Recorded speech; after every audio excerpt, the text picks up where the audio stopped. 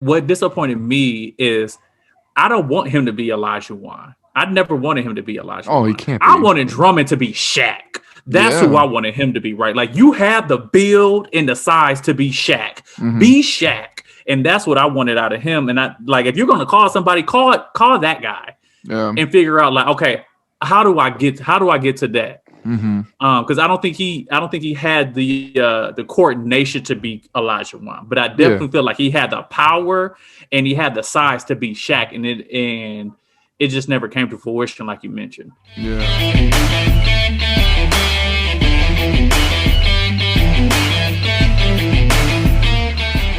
State doesn't. One of the things is that Rocket Watts hasn't developed into the player I think people thought he was going to be, and that's really hurting him.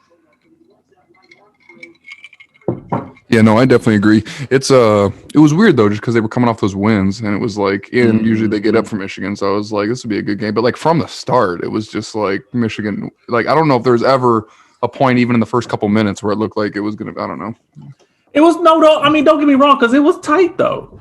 Like, it was close. It wasn't a blowout, but I mean, like even at half, it was like 8 points or like they just always had them. They like were up by 11. Yeah, they were up by 11, but I think even in the second half, they were starting to. But it just got ugly. It did indeed. We got a big, I think, light heavyweight it's the light heavyweight championship between what do they call him? Like the last something bender. What the hell do they call him? The style bender. Style bender. That's what they call him. Yeah. Israel Adesanya. Yeah. Yeah. I mean, what's going to be interesting about the fight, though, to be honest, is how much underweight compared to, is it Blachowicz or something like that? Yeah. How much that weight difference is going to be involved in this fight, right? He's coming up, right? Yeah, he's coming up, but he's only at 193. Okay. And the other guy, they said that he potentially was already coming in. He was going to have to cut a little bit more to get down there, because I think you can't be more than 205, I think is the limit. For light heavyweight, okay. Yeah. Yes. So even if he comes to come in at 205, like that weight difference, that 10, 12 pounds, it makes a difference, especially if you got somebody up on you and stuff like that wears on you. I mean, we talked about it with Tyson Fury and Deontay Wilder, just him putting that weight on Wilder, it wore him down. Now, I know UFC stuff is a little bit different, but still, weight being put on you is weight being put on you, and it wears you out. Especially being that they do 5-minute rounds, because boxing's 3. I mean, I know it's longer. I think they, championship fights are 12, standard fights are 10 rounds, but I think UFC's only 5 rounds, or is it 3? Yeah, rounds? 5. Yep, championships are 5. Yep. Yeah, but 5 minutes, man. Yeah, that's a long time to. Yeah, have someone leaning on you, especially if you do hit the ground. And everyone's really into Adesanya, and he's a beast. Like, I'm watching him, like, he's just he looks like a pound for pound great, as far as like just his skill is amazing all around. Just a technically good fighter. But Blachowicz is no joke, dude. Like, he knocked out Dominic Reyes, he's a good fighter, bro. Reyes has only lost to John Jones, so it's like he's no joke. Yeah. And he's got more experience. 20-0? He's 20-0. Adesanya is. Blachowicz has been fighting longer, but he's like 27 and he's 27-8. So yeah, so I mean, it's gonna be I think it's gonna be a really good fight. If I put a prediction on, I think it'll end up going the distance, and Adesanya will probably end up winning. But I'll be interested to see how that weight difference affects him. To be honest, I'm going. What do you think? I'm going style bender. Technical knockout round 4. That's what I'm saying. Okay. Yeah. Well, let's see what's gonna happen. You got money on this? You betting on DraftKings? What's going on? See, dude, I can't. See, I have Comerica. You know what, Comerica? I have a beef with you. They don't allow third-party apps. So if you try to put your credit card or your routing number into any of those apps, they lock your account. It's happened to me like 3 different times over the last couple of years, because I tried doing it with that Acorns app and now these gambling websites, and they like freeze my account, and they're like, So why you got beef with me? What did I do? What do you mean? Do you work for Comerica, Mo? What did I? No, I don't work for Comerica. Why do I have beef with you? I've said I have beef with Comerica. Yeah. Oh, I thought you said I have beef with Trump. I'll say, wait, hold on. What happened? No, Comerica. That's funny. So figure that out, That's Comerica. what it. But no, but we do have Yeah, to get it talk together. about what does this mean? So John Jones has been out for a year or two now. I think he last fought maybe the end of Yeah, 2019. yeah. I don't know why. Did he get hmm suspended again, or has he been injured? Like I don't know what has been going on. I'm not sure exactly what's been going on. I know he had to give up his belts and everything. So But yeah, it'll be he, interesting. Is he coming back for light heavyweight? Will he move up to heavyweight? Like, how does this fight affect that? yeah, it'd be interesting to see like when he comes back. Like, does he automatically just get a title fight? He should. You think so, or I you don't mean, think that like, he should have to like go up against and get like go up against maybe a top three competitor to kind of see like, okay, can you even come back into this and dominate like you were? I get that point, but it's like, bro, he's Floyd, he's LeBron, he's Jordan. Like, like John Jones is the Yeah, GOAT to me. So it's like, he gets whatever he wants. I mean, most yeah. title defenses ever, youngest champion ever. Like, the dude is just on another level.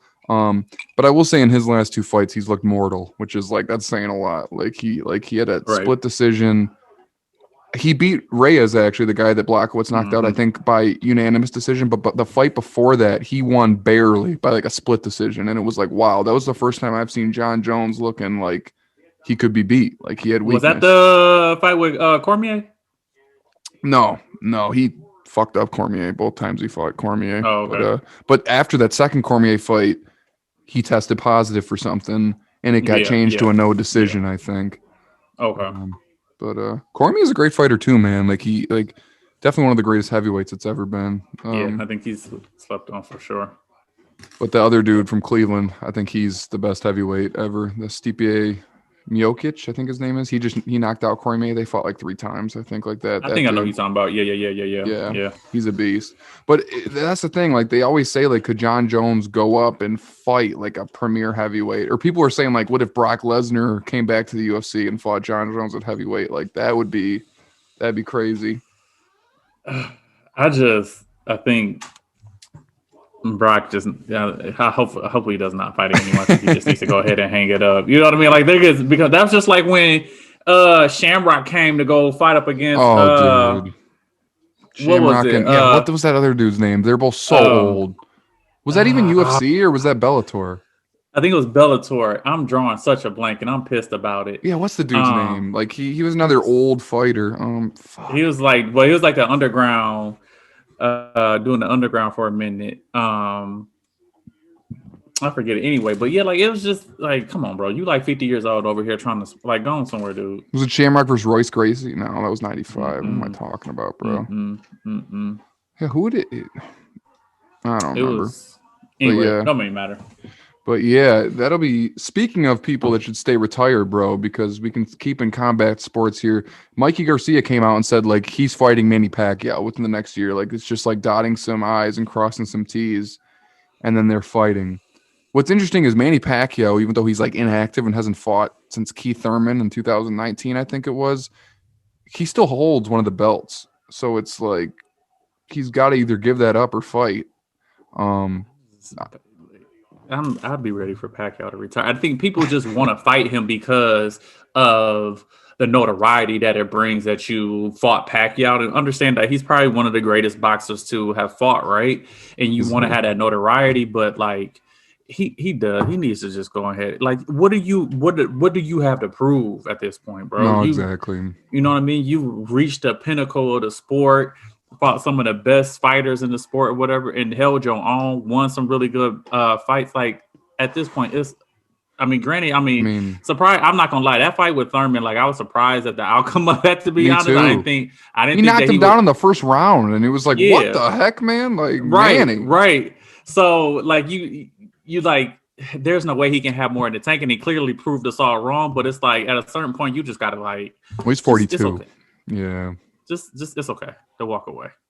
I agree. And Garcia's a bad boy, dude. No one talks about Mikey Garcia anymore. Now it's Ryan Garcia, and who's the other one? There's another one in that weight division. I think it's Danny Garcia.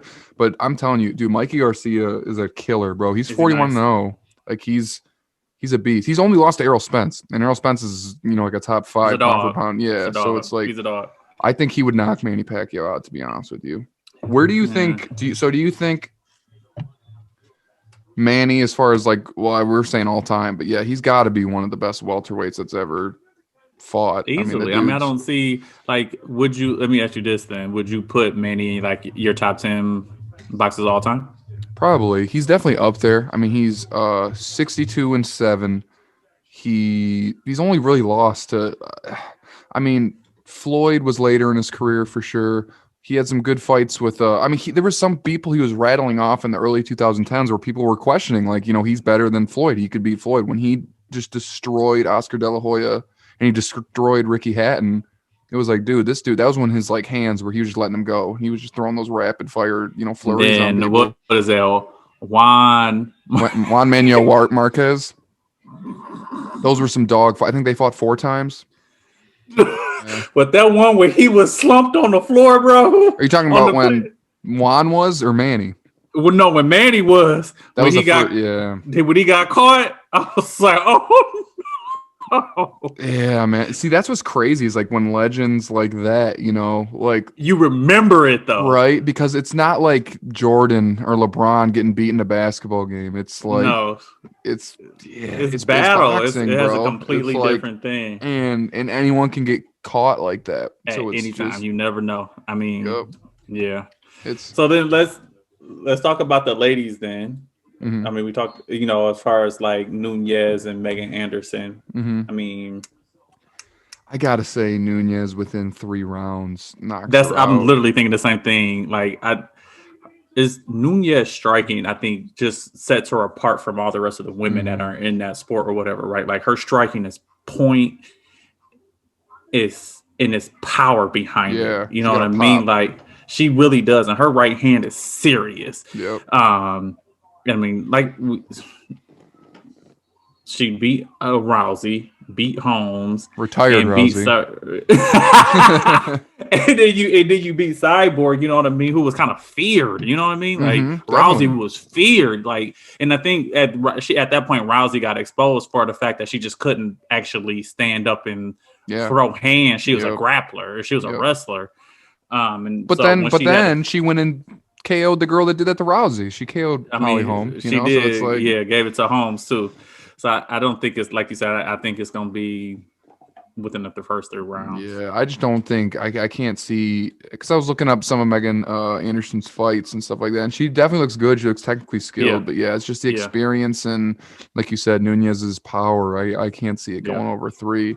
If it goes to a decision, she is. Yeah. If it goes to a decision, I would actually be like, that's a win. Surprise. For Anderson. Yeah. For sure. Yeah. I mean, I'll be interested to see if she's able to use her height and her reach. I don't know how much of a reach she has over Nunez, but if she's able to use that stuff and kind of keep her at distance, I think she can potentially win. But I mean, you at some point you're gonna catch one. Exactly, man. Exactly. Yeah, it's just crazy thinking about because you just bringing it up. I was just thinking, like, do you remember when Rousey was, whenever that was, maybe the middle of 2010s, when she was just running through people like that and submitting everyone and armbarring everyone? It was like a new female Tyson, man. Like she was like that new sensation of like, who's she gonna kill next? That was wild. Because she was knocking people out too, but I think they were like lesser fighters, And then as soon as she got in there with Holmes, someone that could actually box, like she got really exposed, like you said. But that was wild for a while. I wish she would have stayed with it, to be honest with you. Like I don't want to judge anyone personally. I don't know what she had going on, and like now she's in WWE and whatever. But like it just seemed like she ran through all those people, got exposed twice in a row, and then was like, I'm done. And it was like maybe that's all her psyche could handle. So I'm not going to judge her, but I wanted to see her pick herself back up, I guess, and like try to compete again. I think she got exposed. Like once you get exposed, because what did Rousey catch her with a kick? Holmes? Or no, did Holmes catch her with a kick? I think it was 2 straight rounds of Holmes just beating her, like just like boxing her, and like remember her face was just gone, like she looked, and then like she just threw that spin heel kick and just that was it. Yeah. That was a master class. So speaking of women and fighting, and I sent you this video where Carissa Shields was over there talking to Jamel Hill about the fact that she refrains from sex 6 weeks up to her fight. Mm-hmm. Do you think that's a thing with like guys? Oh, it's definitely a thing with guys. I've heard guys say that, but that's what was interesting hearing her say that was because for guys, like I don't know what the science is behind it, but boxers have always said, like even going back like 50 years, like it helps build their testosterone up, kind of, you know what I mean? Like it just really gets you like that dog. And it was funny actually. Tyson was kind of the one that disproved that. He was, just like always having sex and yeah, exactly, just like doing drugs, fucking doing and just mowing people down. But that was always the thing. It was always that, like you don't sleep with someone before a fight, you build up that testosterone. So it's like with women where testosterone isn't really a factor, like that's crazy. But maybe it just, it helps her discipline or something like that, and just helps her feel like she has a competitive edge.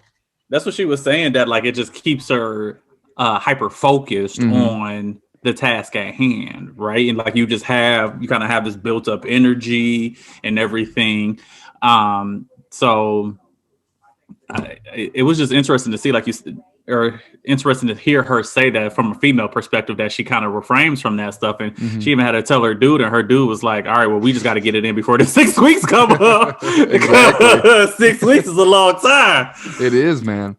But I mean, you think about sex like it's a drug, just like anything else. It's a vice for people. It's a stress reliever. So it's like that's right there with partying, alcohol, drugs, like anything like that. And it's like that's all stuff you refrain from. I'm sure in training camp you're not drinking.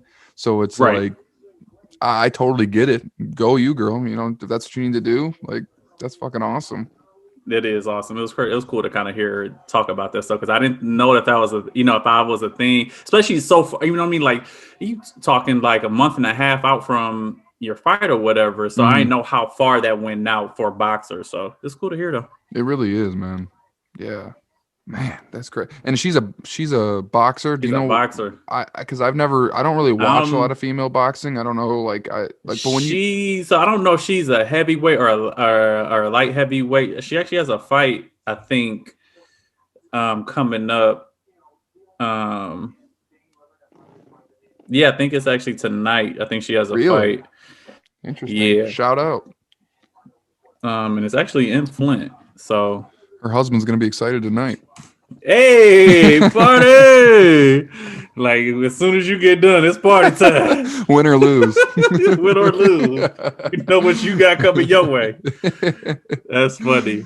Man. So we had what else do we have going on, man? We had the All-Star draft. I didn't watch it, but that was yesterday, wasn't it? Yeah. No, Thursday. It was Thursday. It was the night of the State Michigan game. Okay. Yep. Mm-hmm. So we've got, let's see here. Team LeBron, we've got Giannis, Steph, Luka, and Jokic are starting. And then Team Durant, we got him. Dog-ass starting lineup. It is. And then we got Durant, Bradley Beal, Joel, Kyrie, Kawhi, and Jason Tatum. Okay. Yeah, so, KD's not playing, so Tatum's kind of replacing him. Okay, I was looking at that, like, or whatever. Okay. Gotcha. Yeah, so he's on that. So, I mean, if you're looking at the starting lineups, like who would you pick if you're just looking at starting lineups?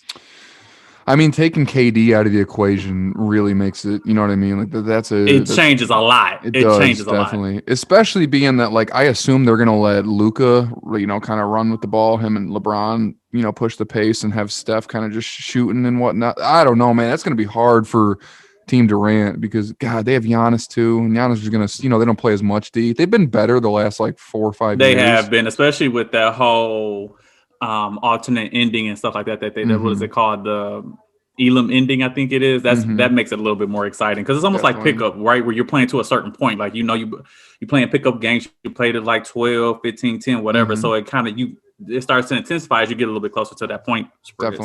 Definitely. But I'm got to go Team LeBron if KD's out. The bench doesn't look as good though. So that's. I mean, even though he has, you look at LeBron. He got Dame. He's got Ben Simmons. You got PG. You got Jaylen Brown. You got CP3. So it's nice. But you look at KD's bench. He's got Booker, Mitchell, Levine, James Harden, Zion. Like he did a decent job as far as picking. Okay, but we got to unpack this thing. We have to unpack this. So the Utah Jazz All-Stars got picked last, even though they Yeah. have the best record in Yep. the NBA, right? Yep. And Charles Barkley was like, I'm not going to sit here and go for this Utah Jazz slander. Like, they have the best record in the league. I'm not going to stand for this. And LeBron was like, look, like, growing up when you had like NBA Jam, NBA 2K, who picks the Jazz? Nobody Yeah. picks the Jazz. Even when they're Definitely. at their pinnacle with like Karl Malone and John Stockton, like Stockton. nobody Yep. was picking the Jazz, right? Definitely. So, like, what do you think? No, exactly. I mean, it is just it just is what it is. You know, it's pickup style. You know, so it's like one captain goes, the other captain goes, and you look at the two because it's Spider and Gobert, right? Yeah. I mean, neither of them are starters, so then you're just picking from reserves, and it's like you look at all these other guys. I'm a little surprised. Okay, actually, so Donovan went second to last, and then Gobert went last over like Sabonis. You know what I mean? Like, So which was funny. So let me tell you what happened. So it was the last three picks. mhm. LeBron was like, all right, I need some size. So LeBron picks up some bonus rather than picking up Gobert. Right? Okay. Like Gobert is the biggest dude that's on the court. How do you talking about you need size and you don't go with the biggest guy? Not You to don't go with the mention a tallest guy? two-time defensive player of the year. Come on, right? So even Charles Barkley, he was like, how do you go from picking you talk about you need size and you don't pick up 7'5" Gobert, but you pick up, he said 6'2" Sabonis, which Sabonis is not 6'2", he's like 6'10". But still, Exactly. like, it was hilarious. That is wild, man. Yeah, I especially Donovan Mitchell too, because he's been absolutely like I get it, Chris Paul's his boy, but like Chris Paul would be towards the bottom for me this year if I was, in that draft. Sabonis, Well, I obviously. was just surprised that, like, I would have picked him up before I picked up Julius Randle. I'd have picked Oh, up Spider Randall's Mitchell. another one. Yep, You know what I mean? definitely. Like, I'd have picked him up before I'd have picked up Julius Randle. I'd have picked him up before Zach LaVine, and Zach LaVine's been balling. Eh, see, that's where I think we made a little bit different. Ooh, really? Okay, Zach let's LaVine go. is a dog. I totally agree with you, and especially this season, like he's killing it. But like, go for him 1-for-1, not even all star. Like, you think Zach LaVine's better than Donovan Mitchell? I do think Zach LaVine. He's a Really? much better shooter than Donovan Mitchell is. I don't know about much better, but he's better. I'll give you that. Donovan Mitchell can shoot, bro. Donovan Mitchell, he's a volume. Like the other day, he had like 34 points, but he shot 33 times. Yeah, Like I don't think Donovan. I don't think Zach LaVine has games. He doesn't have games like that where he's shooting as many times as he's got points. You know what I mean? That's And so true. Donovan is just such a volume shooter, where I don't think Zach LaVine really is. Yeah, I agree with you. That's a good point. And yeah, so Zach LaVine, I'd probably say is more efficient offensively. I would definitely say Yeah. Donovan's a better defender. I think But- overall, I think Donovan Mitchell is a better player, just like you said, because of his defense and his ability to like lead, right? Like he comes up in big moments where I don't think Zach LaVine has had that opportunity to do that, and I think it really came out over his ability to be able to showcase that in the playoffs. Zach LaVine just hasn't had that opportunity. Like he had that, we talked about it last time, where he had that game against Charlotte where he just busted off 8 quick points or whatever, and insane. So. Right, so he can do those things, but he just hasn't been on that same stage like Donovan Mitchell has. But like even when he was younger, and he was in Minnesota with like Andrew Wiggins and Karl Anthony Towns, and they decided to trade Zach LaVine. I was like, that was dumb. At that point, they should have gotten rid of Wiggins because I always looked at Zach LaVine like he can go. Like, and I think people were just enamored with Andrew Wiggins because of some of his athletic ability. Not to say that like Zach LaVine isn't just as comparable with Andrew Wiggins as far as his athletic ability, but just his overall game and his shooting just stood out to me for some reason. He's a baller, man. Definitely. It's so nice, and I'm sure you probably saying. So you said you thought that before. Now he is where he is. That probably feels so good because I thought the same thing. Harden year he got drafted. No one was talking about James Harden. Everyone was talking about Tyreek Evans, and I remember saying, "Dude, this is the best player in this draft, bro." And like no one's talking about this guy. I'm like, sure enough, that's such a good feeling when it's like, damn. Yeah, when you come to shoot, like I knew I was right. Yeah, exactly. But since we got this huge lineup here, I kind of want to throw you a curveball. Okay. It's not really a curveball, but we didn't really discuss it before. Give me, okay, since we got all these players here and these are the best of the best, who are the top 3 players in the NBA right now? Top 3 right now? Mm-hmm. I would say LeBron, KD, and Embiid. Okay. That's fair. Wait, in that order? Yep.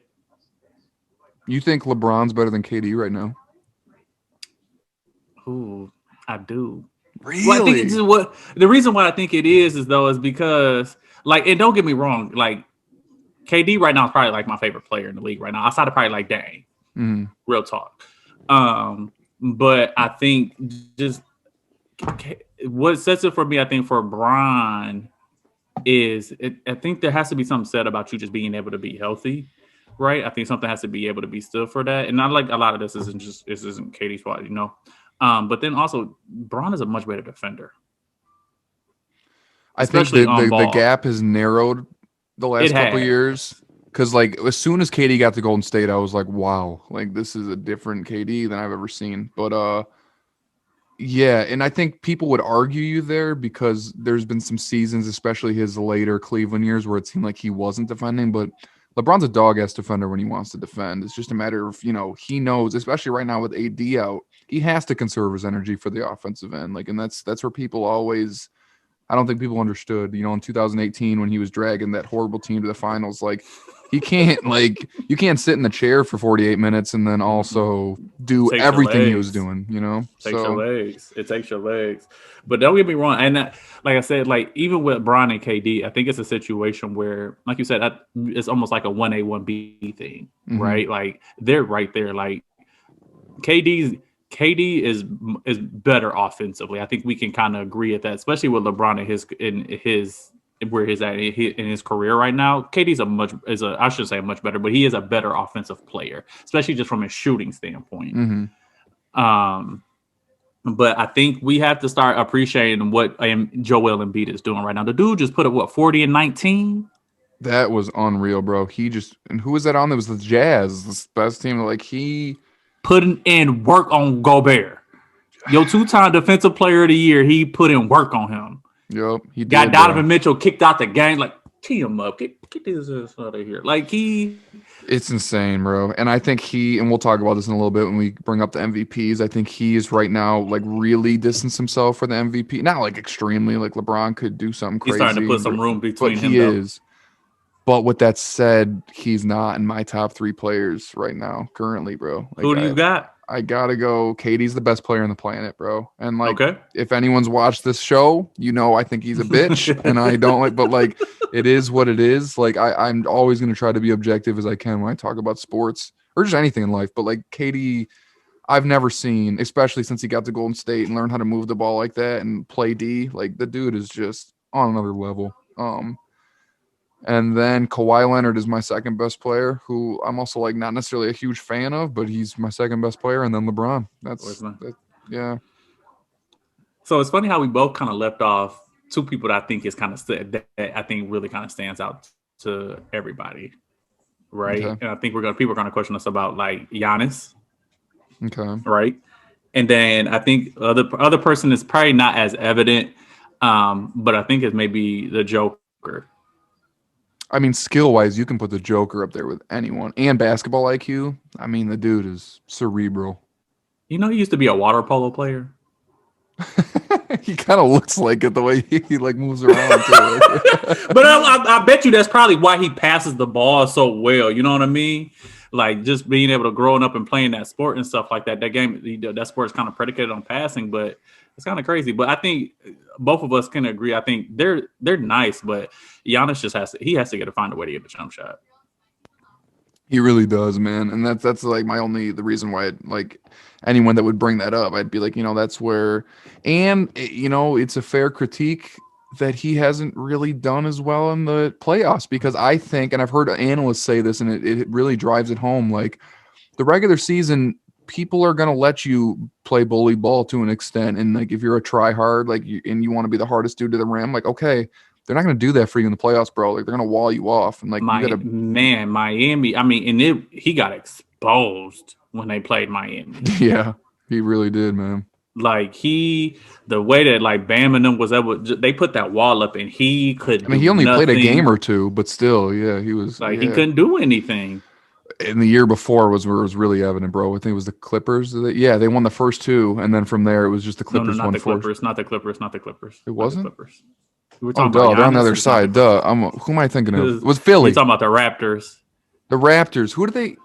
Yeah, okay, because the Raptors beat them, and because I was thinking of Yeah, Kawhi. because the Yeah. Raptors beat Philly, and then they played the Bucks, and they just walled. No. It was the other way around. They beat the Bucks, and then they played Philly in the championship, right?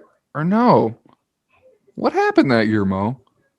I'm pretty sure I don't they. know if Bucks made it to the Eastern Conference Finals that year. I I'm think pretty it was sure I this. thought that they did. We can look it up real quick. Regardless, though, But yeah, they won the first two games, and then the yeah, Raptors was like it just 2019 19? because it was the year the Raptors won.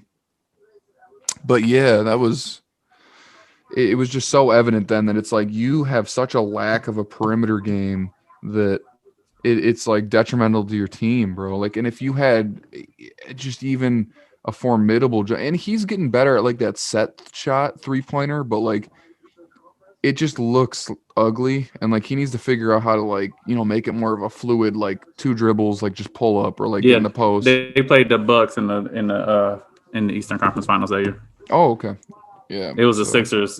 Yeah. Yeah. So yeah. I mean, I'm surprised you have Kawhi up there either. yeah, To I be just think it's just so technically him and KD are just the best. They're kind of the opposite version of each other, right? So Kawhi is like the best defender like I've seen in a long time, and like you think he's still a good defender right now? I mean he just is like he maybe right now he might not look like it, but like I guarantee you when playoffs come around he's gonna be locking someone down. I don't think that just goes away. Like the dude is I mean, I think it's a strength or whatever that really kind of sets him apart. But like, there's times where you're looking at him like, dude, you're coasting. Like he's not really oh playing. definitely. Like, because you look at the Clippers team, right?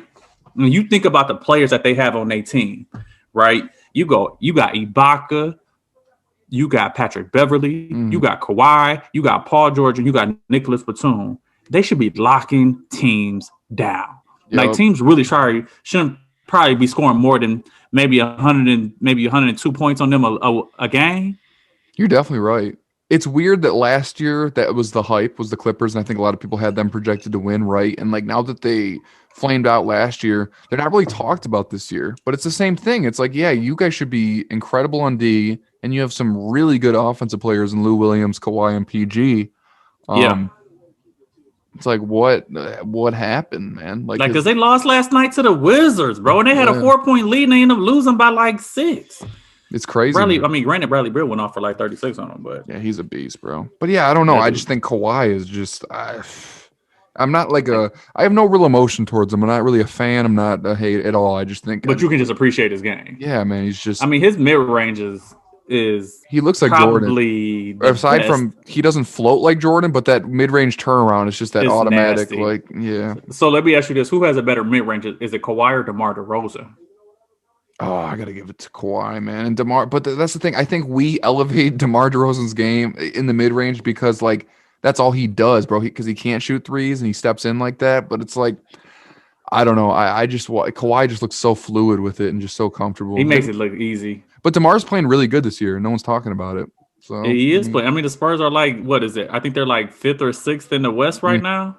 yeah, And Aldridge hasn't really played at all. DeMar's like literally had a low key had like a all-star type of like season. Like if he would have made it to if he would have got selected to an all-star reserve, I don't think anyone would have batted an eye about it. no, definitely not. Definitely not.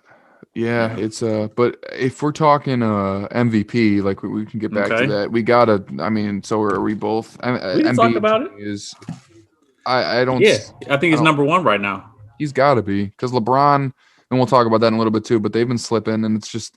I mean, Embiid's averaging 30 and 11. He's shooting 41% from three, bro. I know he doesn't shoot a lot of them, but it's like that's crazy. It is, especially I mean, it's a big guy, and that's not the best part of this game. You know what I Yeah. mean? But yeah, he's starting to set himself apart from LeBron.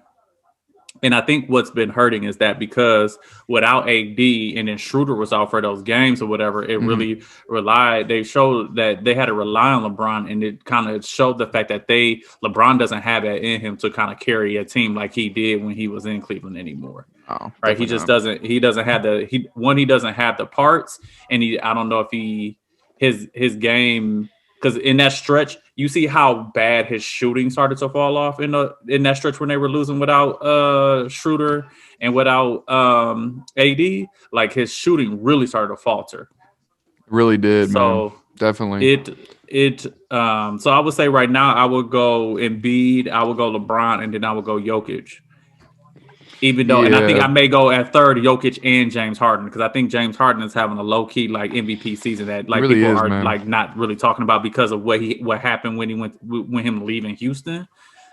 But like it was 6 games, like it's a whole 72 game season. Who gives a fuck? Definitely. I agree with you. I think they're gonna cancel him out, just because of the team he's on. But I told you he's balling, man. He's taking command of that team as their point guard. But yeah, I don't see any argument other than Embiid. They're the best team in the East. Like I said, 30-11, shooting 41% from three. His blocks are kind of down, but I mean, he's still just absolutely balling. Tobias Yeah, is helping him out, 20 and 7 a game. I gotta I think you might get mad at me here, but I wanted to ask you something. I think Ben Simmons is a bust. And I know it sounds crazy, but like, bear with me. Like, think about okay. what Ben Simmons was in college and what he was expected to be in the NBA. And that's why I call him a bust. I'm in no way saying he's a bad player. I'm saying Mm-hmm. relative, because he was the next LeBron. He was. That's what everyone said. Like, he That was was the hype. so, That like, was the hype. yup. He's 16, 8 and 8, which is awesome. But that's just, he's right now. Oh man, Ben Simmons is the Draymond Green of the 2015 to 2017 Warriors. That's what he is. That's like, it's just, that's what Ben Simmons is to me, bro. And like, I just I don't think. Let this settle in my spirit for a minute. Let me think about this. Yeah, because I mean, think about it. Embiid's a star, and Tobias is clearly the number two. And Ben Yeah, Simmons is a good player, and I think he's so hyped, and he's made these All-Star games and stuff that might seem like a blasphemous comparison for me to make, but that's where I see him, bro. Like, it's just, you're just a very product of your system. You're very athletic, unlike Draymond. Like, they're different players. I just mean their impact on their team is like, they're like the same thing, bro. Like, the you're same 16, thing. 8 and Yeah, 8. I Like, can see what you're saying. I can see what you're saying, but I don't think he's a bust. I think people's expectation of what he was going to be is what the problem was. mm-hmm. Right? People expected him. He showed it in college. He wasn't a shooter. Definitely. He showed it in college. That wasn't his game. He showed it in college. His game was getting out into the open court and getting to the basket and then, making plays for his teammates. Like he showed that. So I don't consider Ben Simmons a bust. I think he's been able to make a career out of doing what he does best and what his skill set is. He's a 6'10" point guard that get you 16, 8, 16, 8, and Yeah. 8. Like those are Definitely some nice ass numbers. a good player for sure. I don't know. It's just, and don't you think, okay, and that brings kind of Giannis back into it, that same critique. Like, do you not have any criticism of him refusing to, evolve in that way though? Like, bro, it's a shooter's league. Like, and I get like not being a proficient 3-point or even a jump shooter. But like, bro, you don't even like shoot a three a year. Like, it's bad. But why? I just think, and it's again, like you said, like he's made a nice career out of it, and like whatever you need to do for your personal, like that's awesome, and like you're still a good player. But like if you're committed to greatness, that's why. Like, what if you want to be the best player you can be? You don't shoot 50% from the free throw line and attempt less than 5 threes a year, bro. Like, you get in the The leading gym. scorer in the NBA, the league's all-time leading scorer, I don't think he's ever made a three. You're not wrong. I mean, it wasn't a 3-point league then, but he's Kareem's skyhook was better than I don't know if I've ever even seen. He rarely pulls up even on the elbow or a mid range like that. You know what I mean? Like, it's just, I just think you need to have Yeah, some form I don't of. think you need. I don't honestly. I don't think you need to. I I mean, he's really showing you don't. don't. And I But would say this because I wouldn't compare. I just thought about and I think I've mentioned this before. I don't know if I would say that he's like this version, the Philly version of Draymond. I think he's more the Boston version of Rondo. I know you've said that before, and that's a really good comparison. I do like I would that. say that. I think that's more of that comparison because you look at how that team is structured and everything. I think that's a better comparison. Hmm. Um, I agree. because he's going to get that best. He's going to get that best defender, and he's just again he's a bigger version and a more athletic version of the both Rajon and Draymond. So yeah, I don't think I wouldn't consider him a bust. I don't.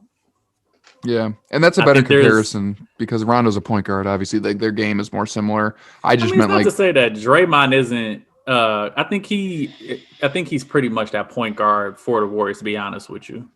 is he playing right now?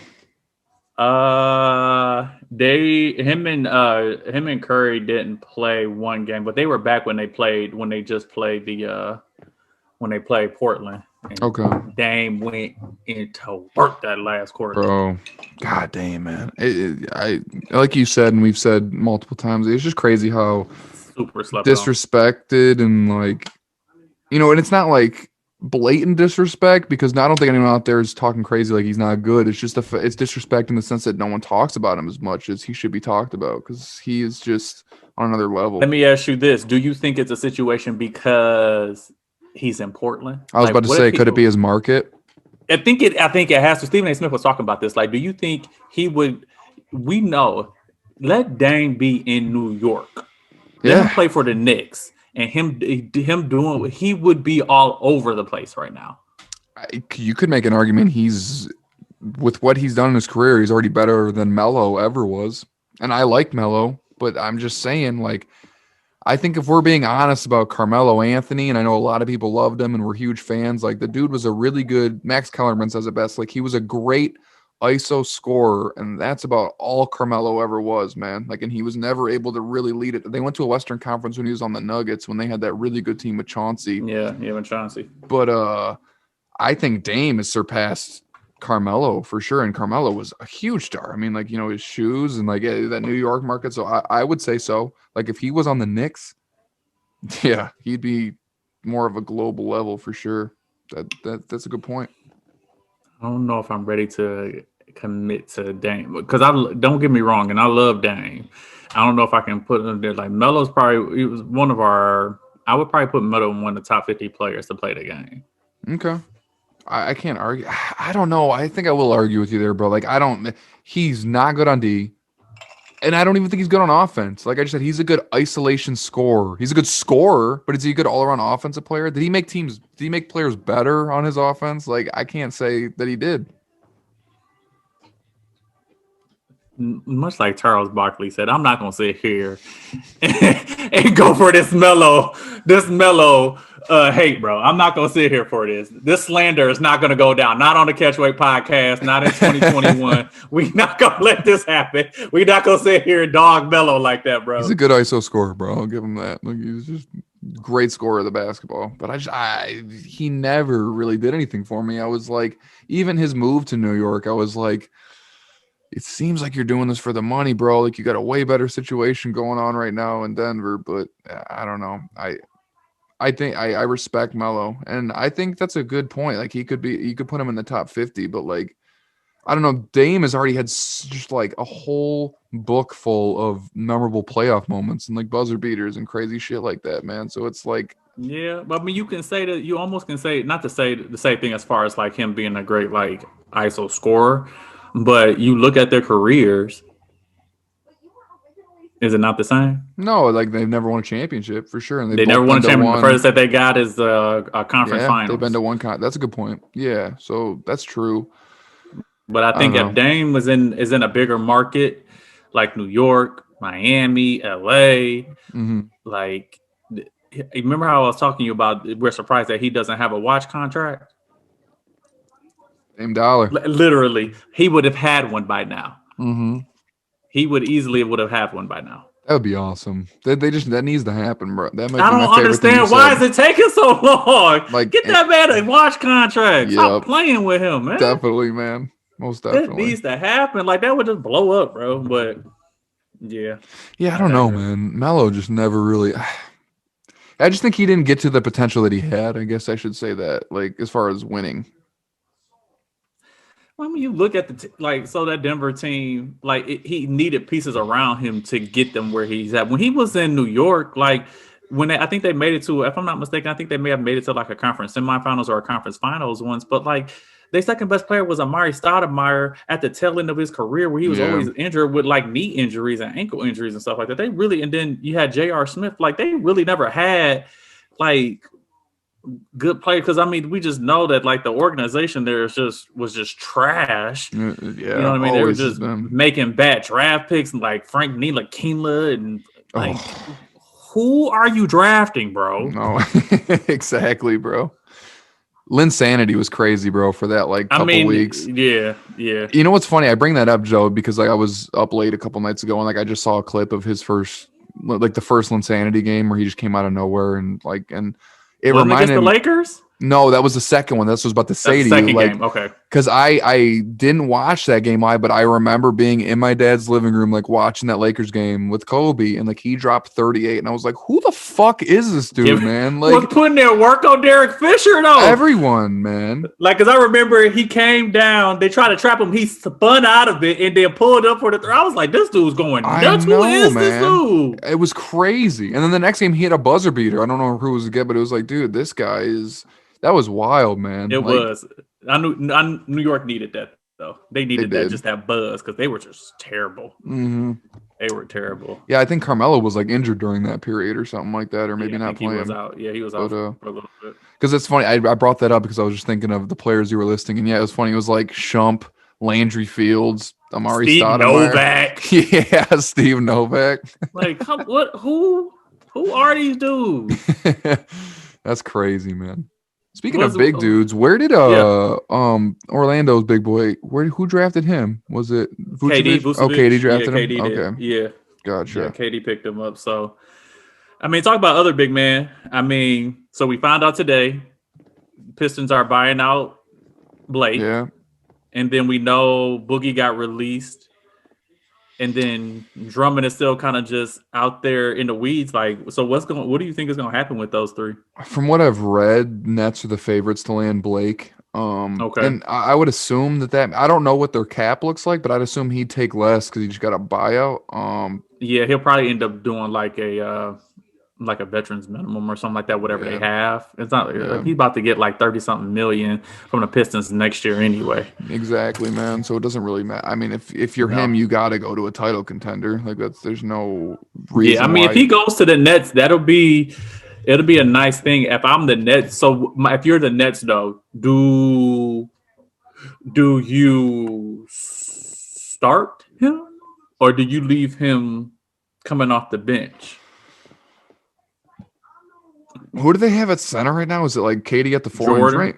Okay, they are starting DeAndre. Yeah. I'm gonna have to say Harden, Kyrie, KD, and then Lob City, bro. You got to bring back the Lob City. You think so? I wouldn't do it. I'd bring him off my bench. Okay, that's fair. Because I think because I think they're gonna probably leave Joe Harris out there to stretch the floor. Yeah. Okay. Right. So that way you can have. You're not having anybody trying to double team KD when he's in that mid post or whatever, right? Where he's just dangerous. You don't have anybody to kind of come down and double team. And then you'll give spacing for that way. James Harden can go and drive. You also still have the spacing for Kyrie to listen, bro. He's been going nuts, man. There's hate on Kyrie too, bro. We're talking about Dame. I think he's better than Hart. I think Kyrie's a top 5 talent in this league, bro. And I also do not like him personally. He bothers the shit out of me. But like, you can make an argument. I don't know if other people. I think Kyrie's like a top 5 skill player that's ever existed, man. That dude is just on another level. Ever existed. Wow. Like if we're talking like pound for pound, like AI type stuff, like pound for pound, he is just. No, I mean, because there's some legends. Like you think about Magic and his skill set. You look at Larry Bird. I think Larry Bird is probably one of the most slept on players ever. Yeah, I mean, he skill wise definitely because his game wasn't even predicated on athleticism ever. It was just and people don't even realize that it wasn't the scoring even, bro. He was a magical passer, Larry Bird. Like the dude. That part. Yep. That was like people like. I think people really sleep on Larry, but I don't know. But Kyrie's been, man. I was just watching when they're in Houston, and I'm like, this dude, bro.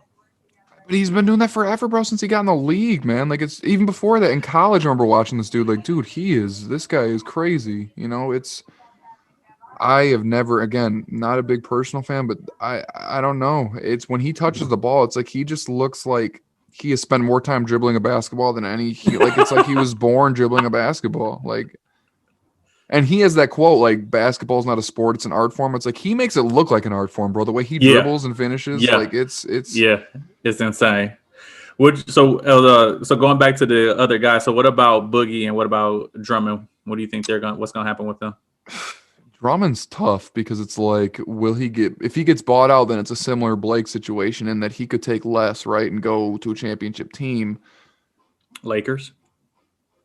They probably need him, and we're going to talk about the state of the Lakers in a minute, but I wouldn't be opposed to that. Like they probably are going to need him because they don't have much interior at all right now.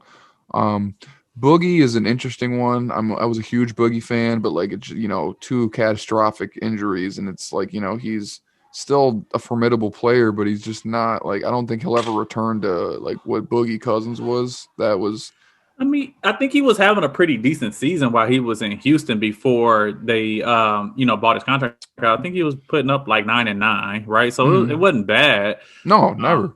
I wouldn't say that. I mean, I think he could be an option to go back over to the Lakers again, and just kind of be a placeholder for AD and give Marc Gasol some time when he needs to come out.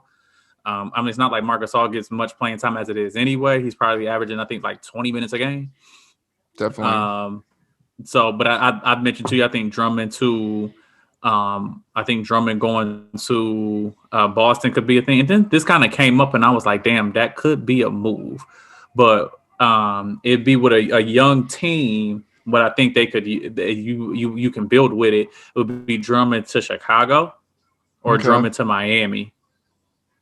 Miami would be nice because like they play so small. And if they had a big dude like that, you know, him, then Bam, then Jimmy, Hero, and is Dragic still there? Yeah, that would be. Dragic there and Duncan Robinson like that. That could be really, really nice. It really could, man.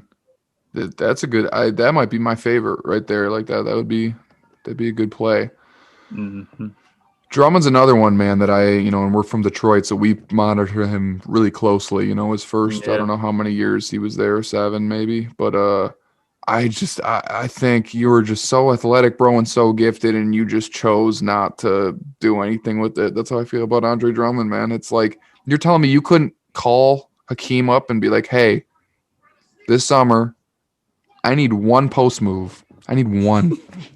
Because you don't have any, bro. All your points are putback dunks and alley-oops. Like, it drives me crazy, Mo. Like, what are you doing? Yeah, but I think so. I think a lot of people are expecting people to come in with like these skill sets that is it may be in today's league. I don't think it's necessary, to be honest, right? Like, it is a skill to be able to rebound like he can. Oh, for sure. The dude averages 15 rebounds a game. Insane. Like, that is a skill. You know what I mean? Like, so I don't. And he has a post move. He has a little turnover to the left shoulder with the little push shot. He has that. He doesn't have more to his game with it now, which I think that's like, he doesn't have counter moves like Embiid does. Mm-hmm. What disappointed me is I don't want him to be Olajuwon. I never wanted him to be Olajuwon. Oh, he can't be. I wanted Drummond to be Shaq. That's who I wanted him to be, right? Like, you have the build and the size to be Shaq. Mm-hmm. Be Shaq. And that's what I wanted out of him. And I like, if you're going to call somebody, call that guy, and figure out like, okay, how do I get to that? Mm-hmm. Because I don't think he had the coordination to be Olajuwon, but I definitely feel like he had the power and he had the size to be Shaq, and it just never came to fruition, like you mentioned. Yeah. For me, Shaq, his style of play is more, and Shaq was so athletic for his size, but you look at someone like Drummond, like, that's a mindset thing, bro. That's almost just like shove your back into some dude, dribble one time, and turn around and dunk on him. And it's like, I don't know if Drummond has that mindset. You know what I mean? Shaq was like, every time I get the ball, I'm dunking on 2 people. Like, it's. Do you think Shaq could survive in the league right now? Like, do you think, because the way that he played, right, and how the game is reffed, right? do you think he would be able to survive? Like put up the numbers and dominate like he did? That's the only question is the reffing, right? Because I don't think his mentality changes. So it's like he's still going to Right. do that stuff. It's just how much of that's going to be called an offensive foul. Yeah. But and that's kind of sad, even thinking about that discussion, because it's like everything Shaq did, in my opinion, was legal. I don't consider that an offensive foul. To you're You like, can't help it that he's that much bigger than you. yeah, and he's just turning and dunking like that. That's totally. I miss Shaq, bro. As much as like the league is, as we say, is more skilled now, and like the shooting's You awesome. miss Like just seeing that dominant. a dominant big man. Like that was cool, and like Embiid's obviously doing it this year, but that was always been the criticism of Embiid as well. Is like, hey, quit floating around and get down there and work the Yeah, and now he's post. starting to do it. Mm-hmm. Yeah, He but I is think like he. carbon like Embiid to Elijah is like Kobe to Michael, bro. Like I just watch him Yeah, and I'm like, holy crap, man! Like you were and just. he's even. And the thing is, he's even more skilled than Olajuwon is. Mhm. And people, you pretty much think about Olajuwon's probably one of the most skilled big men ever, Mhm. as far as just a total package. And he's more skilled than Olajuwon. That is Yep. fucking insane, bro. It really is, bro. Like Embiid, maybe back in the '90s would have won a couple championships. I mean, not saying he can't now, but like it's just like, dude, Yeah, whoo, he's a killer, they're man. nice. They're Well, I nice. mean, I say that, but then again, who knows if Hakeem would have even won his two if Jordan would have kept playing, right? So Talk about it.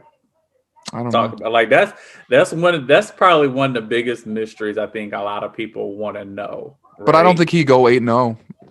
I You don't can't. think so? That is insane. Think about how Javon was on last week. Shout out to Javon. Thanks again for coming out. Yes, But sir. remember how crazy we were just talking about how crazy it was that LeBron went to 8 straight finals. Like winning 8 straight finals, that is like incomprehensible to me. Like that is insane. I mean, it could happen. He won 6 for 6, but I mean, you think about it though. Let's say they were to go up, because the year he came back, the year that he left or whatever, it was who was it from the East that made it to? the Was year it the that Magic? Magic beat Chicago, because Jordan was only back like 15, 20 games, right? And Yeah. that was So when Nick who? Anderson stripped him. That was like the whole, remember that? And they said 23s, not 45 or whatever. And then, That was so no. I'm talking about that very first year he left. Though was it the Magic that played Orlando, or that Magic that played Houston ooh, no, it in their wasn't the first Magic. championship, No, that was the second one. But or was it the? No, it wasn't the Knicks. I'm drawing the blank. it may have been the Knicks, bro. Was that the year that, because remember the Knicks, I think the Knicks were playing the Rockets, and that's when OJ, the police chase happened, and they like stopped the game, and everyone was watching on the big screen.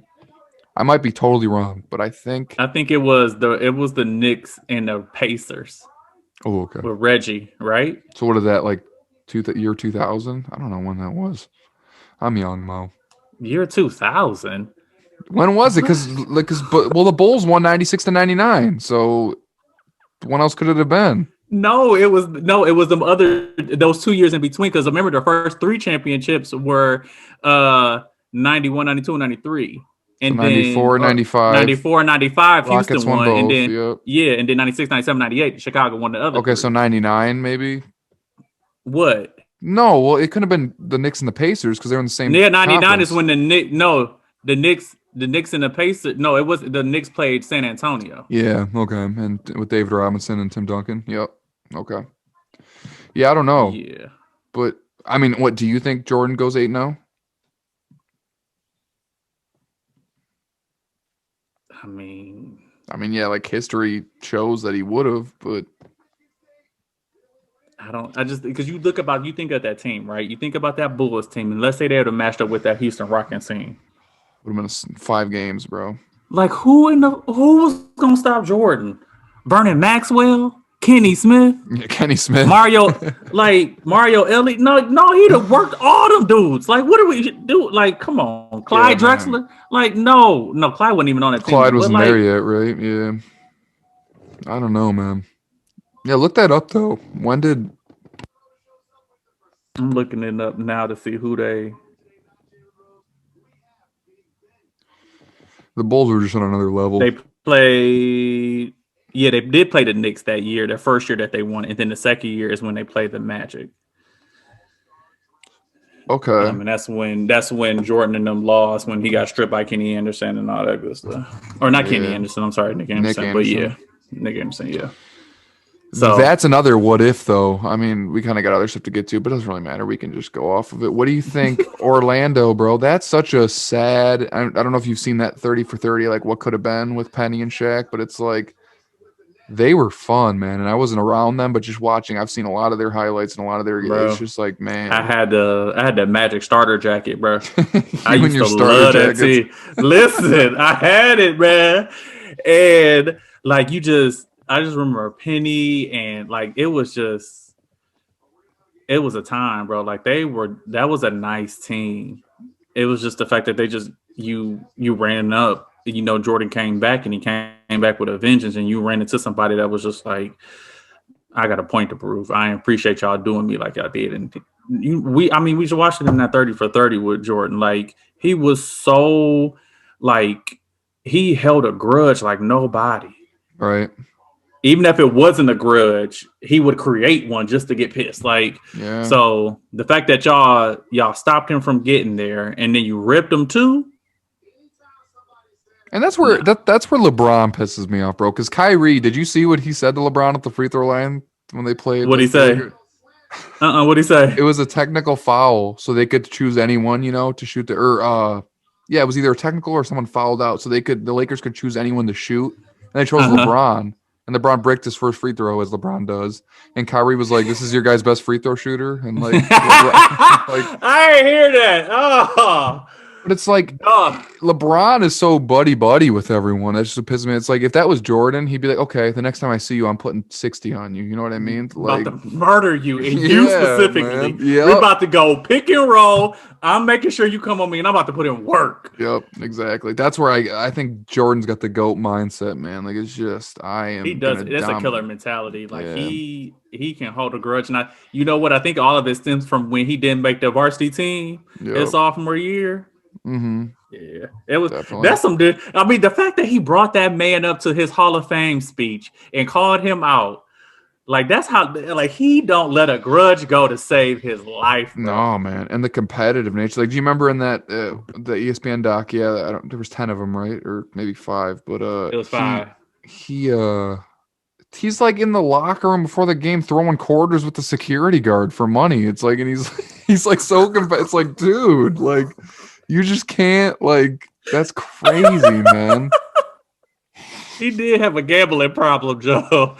He did, like, they play betting on card games and stuff like that. I mean, hey, he got it honest, so. Definitely. Well, before we move on from the NBA, the Lakers, man. Okay, so they're 3-7 in their last 10, right? Yeah. And like we don't know really with Anthony Davis. They say it's an Achilles thing, which means that they might be more cautious with that, right? Not bring him back for a while. There's no real timetable that I've seen. I don't think they compete without him. I've heard Nick Wright say they're going to make the finals even without AD, and I'm like, I don't think that's the case at all. But like, how far can they really go if Anthony Davis is going to be a factor for them? Like that's why I was saying when you brought up Drummond that might be a necessity for them. Yeah, they had to find a bigger man, especially if AD's going, because what they say he's going to be out for like 4 to 6 weeks.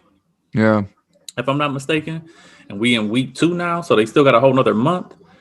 And that's just to be reevaluated. That's not for him to return. Mm-hmm. So they can't make it to the finals without AD. No, I agree. It's not because they'll go up to the Clippers. They're going to lose that. They're going to lose that series. There's not enough there. They could lose the Clippers with AD, so it's like right. Yeah. You know what I mean? And like that's not to mention. Let's say you got to think Portland has people. CJ McCollum is probably going to be back just after the All-Star game. Nurkic is going to be back just after Portland is sitting like 4th right now, if I'm not mistaken. 4th, I was going to say, maybe? Watch out for Portland in the playoffs, man. They could be scary. And CJ was starting off the season going nuts. So what'd you say he was leading in threes and all this? Yeah, threes made per game. He was making like 4.5 a game. Yeah. So CJ came in to see if they come back and they can really get the lineup figured out and get them back and they're gonna be and they're deep. They playing. You got to think about it. They playing with 2 reserves. in a starting lineup. Exactly. Yep. Is Zach Collins still there? Is that his name? Yeah, he's still injured. I don't know how long he may be out, but he may come back. Like, but even if he doesn't, like, you still got Nurkic. Like, bro, Yep. It's crazy, man. It's I don't know. It doesn't look good for the Lakers right now, man. I don't. it doesn't. It's they. I mean, granted, once the All Star, kind of settle, yeah, All Star weekend kind of settles its way through. Brian gets some extra rest because he's just been playing, crazy minutes in games, and then Schroeder coming back after the whole COVID thing. I think they'll start to ride that ship a little bit and probably be a little bit above like a 500 team. But they had to find a way to make a move. If not, they'll probably lose in like the conference semis. Yeah, you're not wrong, bro. And the West is just as loaded as ever with being that Phoenix Clippers, like we were just saying, Portland. Phoenix is number 2 in the West right now. Not even to mention that lower is, Denver is scary as always. So it's like I don't know, man. Like I said, I've said in the beginning, I think it's the Nets versus Clippers, and like I don't see the I don't know. It just doesn't look good, man. It'll be very interesting to see if moves will be made. When's the trade deadline? Does that get pushed since this year's like a little weird? I don't know what the deal is with that. No, I don't think so. I think it still sits at that same date or like maybe a week later or so. But yeah, man, it'll be interesting. I just don't see them making it past the Clippers. Even Utah, who doesn't have a lot of playoff experience, like that would just be hard without Anthony Davis to see them getting past. Yeah, they don't have that because the matchup. You don't have anybody really that can match up with Gobert. Mm-hmm. All right, and it's not to say that like he is going to go crazy, but just from a rebounding standpoint, like that, it's going to be difficult. Definitely. All right, let's get in some NFL, bro, because we got some interesting things to talk about. Yeah, we didn't even talk about it last week. No, we haven't talked about the NFL in a little while. Since Brady won his 7th, we've been pretty quiet on it. We had Javon on last week. We talked mainly hoops, but there's some things, man. J.J. Watt to Arizona. That's very interesting. What's your take on that? I was too. That wasn't on my radar at all. It wasn't. We didn't even talk about it because, like I said, I thought he was I thought the perfect matchup would have been him going to the Chiefs. Him going to the Chiefs or going to the Packers, like would have been like just ideal. But I mean, you think about, and we were already talking about him maybe matching up with Chandler Jones, and now he's gonna go and match up with Chris Jones, out in Arizona. Like it's nice. It's just now it's gonna be in Kyler Murray's hands. Like you have no choice but to perform, dude. Like you have to. They got a team, bro. They do, but this is the thing. They paid JJ. I think they paid him too much. You're not gonna get any argument from me there. Like I said, I love JJ, but it's like he's been injured so much that it's like where you don't know if you're gonna get that $23 million guaranteed over two. They're paying for that leadership, bro. What? $23 million on the tail end of your career? Come on. No, bro, but still, you got the Joneses mixed up, by the way. Chandler Jones is on Arizona, so it's J.J. Watt. Okay, my bad. But it's J.J. Watt, right? Chandler Jones, Jordan Hicks, Patrick Peterson. Who else? Buda Baker. They got a good defensive team, man. But isn't Buda Baker's a free agent? Isn't Maybe he is. I don't know. No one's talking about it. Or is it Peterson? One of the two. I think Patrick Peterson I think one of them. I think, but not at the fact that you signed JJ. I think you got to be like, look, bro, we got to like run this back to see what we got. Yep. And like offensively, and maybe they franchise tag them or something. Yeah, and then obviously got DeAndre, Kyler Murray. They're pretty set with. Their big thing is I don't know how their O-line's looking, but they just need to get some resemblance of a run game, like we were talking about in the first couple episodes of this podcast. Kyler Murray can't be throwing the ball 40 times a game to 60. But that's their offense. That's that whole air raid, like if you could predicate Kingsbury often like that. I don't like it. Even if you, and I'm like never a fan of this, like I always say, like, the run predicated quarterbacks are never the ones that make it. But even if you want to, first 2 downs, you really dedicate to the run, whether it's through your running back or through the option to Murray to run it. And they got Kenyon Drake. Yeah, they do. And the other dude, I forget his name, but they got a decent tandem. But like, it's, I don't know, man. Like they need to. People just know that you're trying to beat them with the pass. That's all the Cardinals have done the last year or two.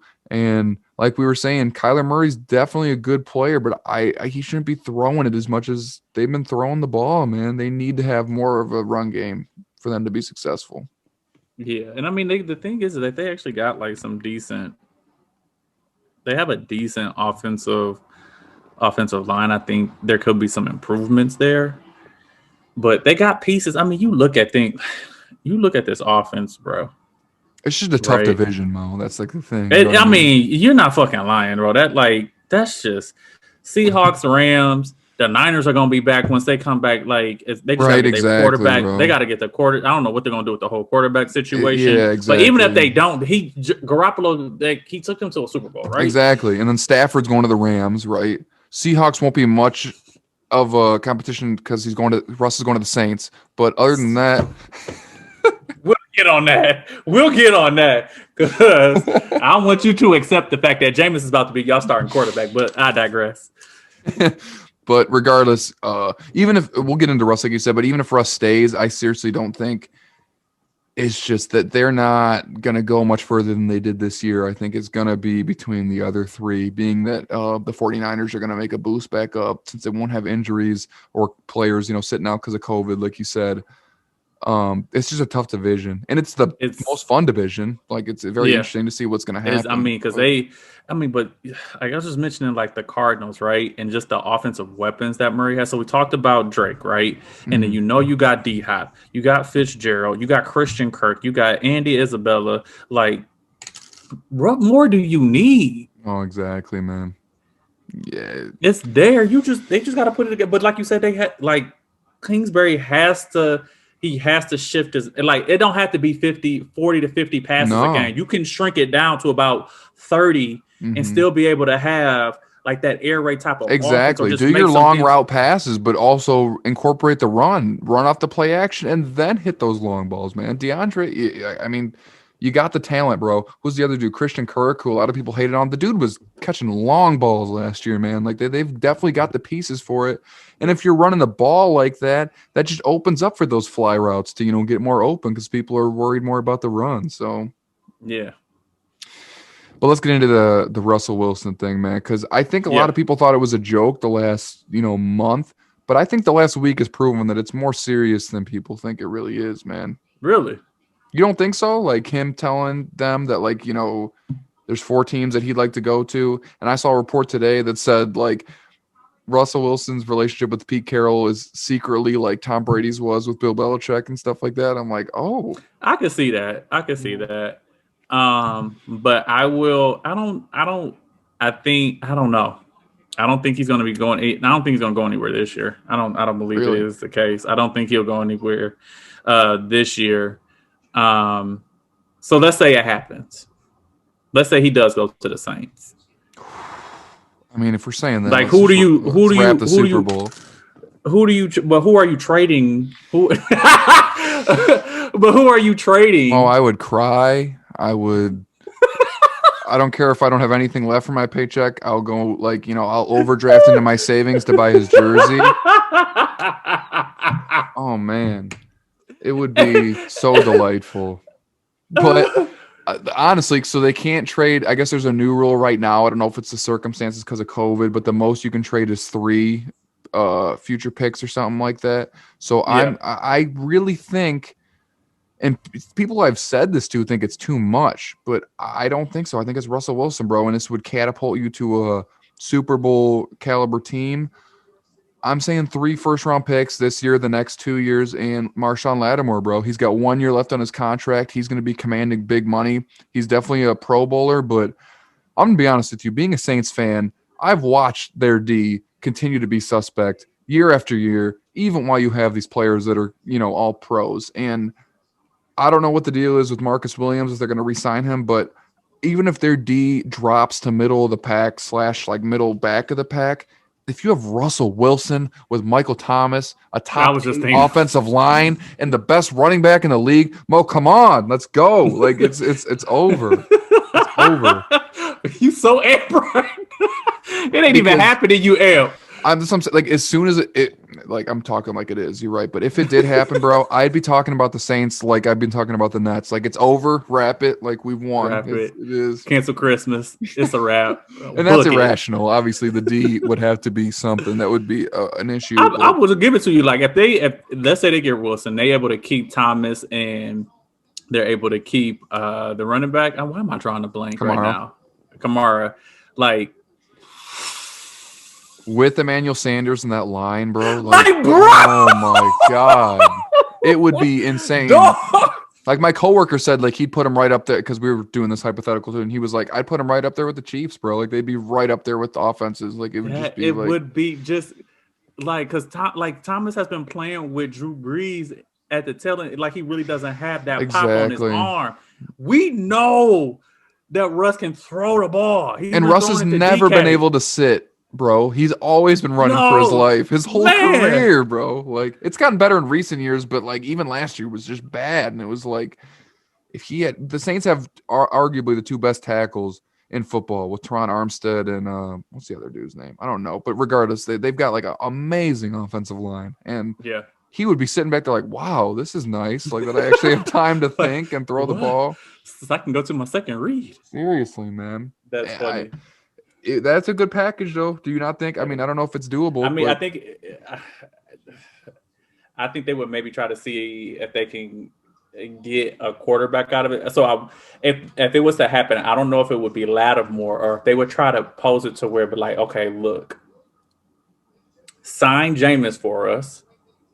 Add Jameis to that package, and then we'll swap it out. Because who do they have as their? I don't even know who Seattle's backup is. It's a good point, man. That is a good point. Because I was thinking, when I said that, like, yeah, that'd be sweet. Lattimore and Jamal Adams, that would lock down your secondary. But yeah, you needed someone to throw the ball. So it's like, yeah, I don't know. So I wouldn't be surprised if they're like, okay, look, let's do like a sign and trade, sign Jameis for us, and we'll swap. And with like you said, with those picks, and then we'll be good.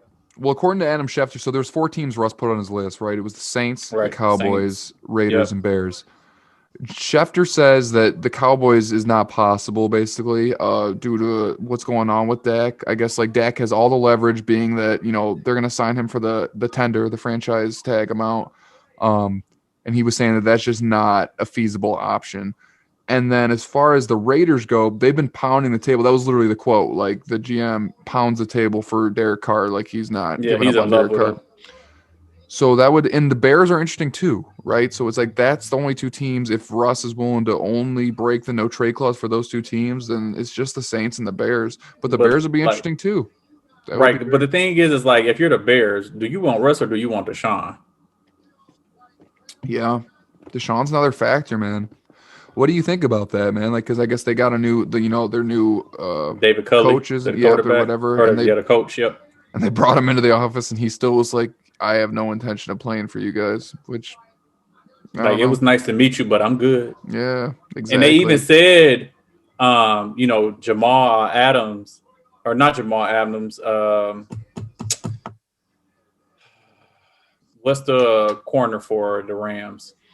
Jalen Ramsey. Jalen Ramsey, thank you. He was on some radio show, and he was like he's good friends with Deshaun. And he was like, he's not going back to Houston. He's not going back to the Texans. Like he's made up his mind. Yeah,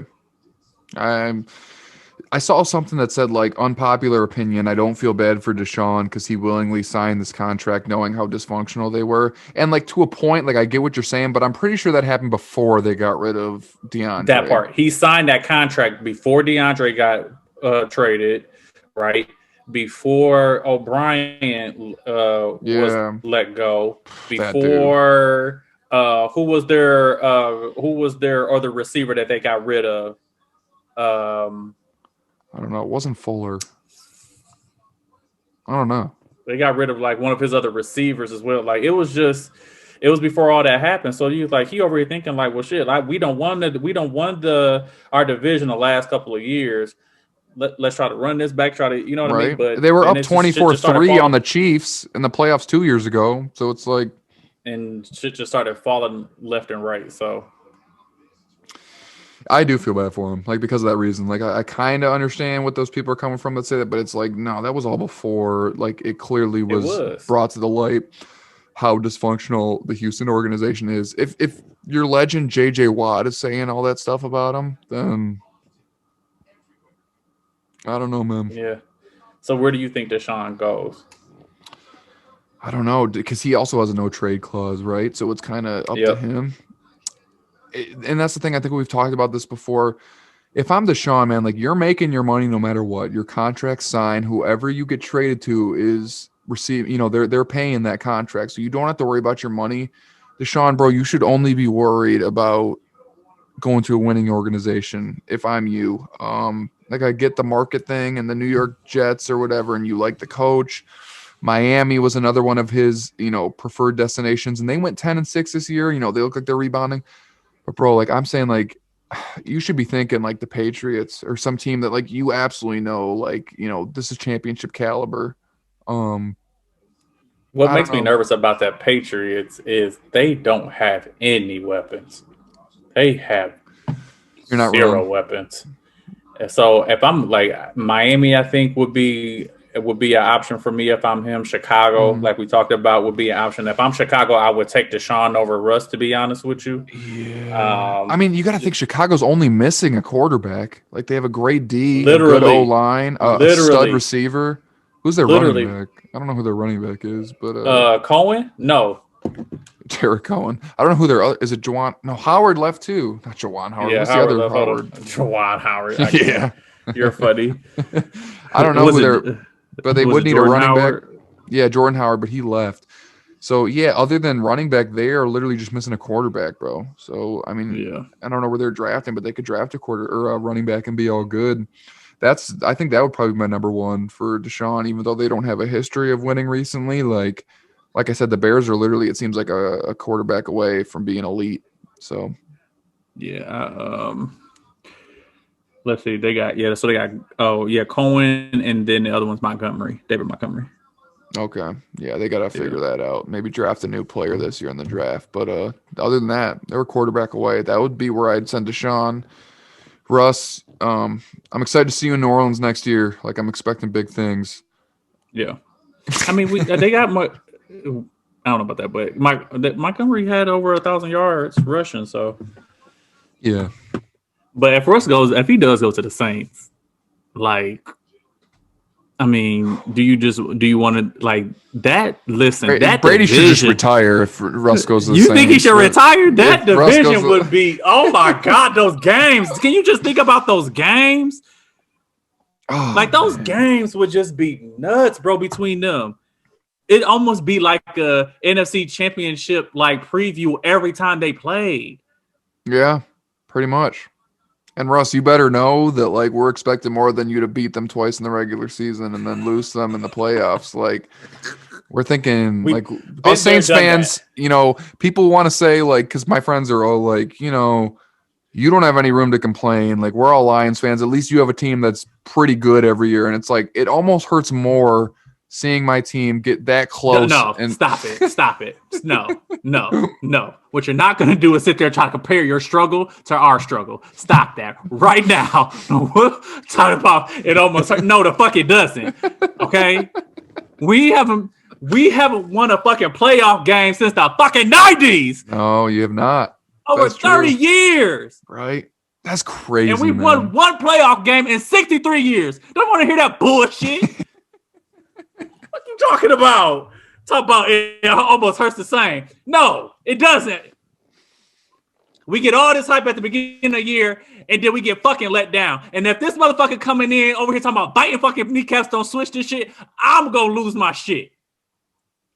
Well, okay, what's a successful season for the Lions this year, bro? Do you think like over 7 wins is a good season for the Lions this year? Listen, I need at least a 500 season. I need at least a 500 season, bro. Well, like in your little rant that you just brought up the expectations, but I seriously think that's like the ignorant fans of Detroit that heap that on them every year. Like we're gonna be, because every year, bro, I'm seriously like, bro, we're not. Like I love you guys, but no, we're not gonna be good. Like, and then it's always like Stafford gets injured. Defense is just I think what it hurts is just the defense has been so fucking trash, bro. How do you bring it? Well, I don't want to do it. I don't want to put myself through this trauma again. We'll do it Talking another about time. fucking Matt Patricia and the fucking ineptitude he was as a fucking coach. Jesus, you're a defensive coordinator and got one of the worst fucking defenses in the league for the last 3 years, and you got with a fucking Jim Caldwell. Why did you do this to me, bro? It's we'll reassess after the draft in the offseason, you know, and we're coming up on the season and see how the Lions are looking. But yeah, Lions are never they just never fail to disappoint, bro. Alcohol got me over here. Exactly.